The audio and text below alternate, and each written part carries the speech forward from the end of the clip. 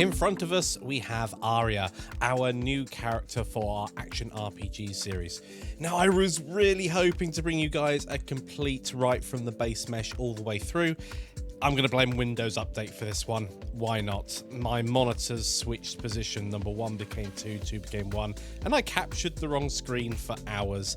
And also it cut out at the end, which is just great. But anyway, I have in front of us here a base mesh, and I have started adding various parts to it. So as we're whizzing through here, the hair is something we have missed. So the hair itself was done using the curves technique, where you simply add geometry to a curve and scale the radius of the curve at the end point, so you end up with some nice flowing hair.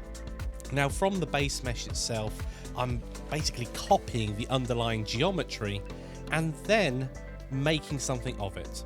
In this particular case, with the shoulder pads here, this is brand new geometry. It's placed on top, and I have actually had to move these several times after animating as well. So the modeling process doesn't always involve just modeling it, then animating it, carrying on from there.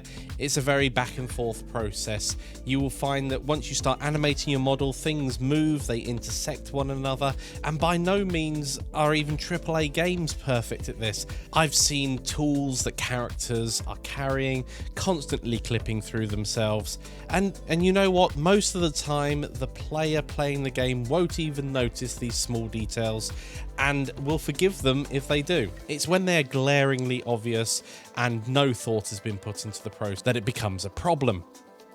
Now, when it comes to the rest of her outfit here, I'm constantly looking to the side with resources. I've got hundreds and hundreds of images that I'm scrolling up and down and through and having a look at different parts of armor. And you'll notice as I'm going through this as well that I keep hopping around the model. And I think that's important to make sure you end up with a holistic view of your model rather than burying your head down in one specific area. It helps me maintain a level of detail across the entire model that's consistent. It also means if you're struggling with a certain area, you can take a break from it and then come back later with a fresh head. And if you've been successful in the other area that you've been working in, then you're going to come back with renewed confidence as well. Now, these shoulder pads were really interesting because I had no idea how shoulder pads actually attach to a human being. And so I had to go look it up. And I'm pretty sure how the straps come down to the higher belt isn't quite right at the moment. So I'll probably come back and fix some of these issues that I've found later on down the process.